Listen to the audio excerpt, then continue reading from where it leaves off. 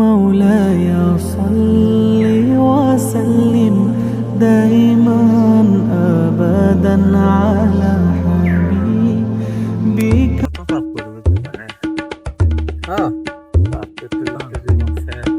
তোরা কি করতেছিস জায়গায়?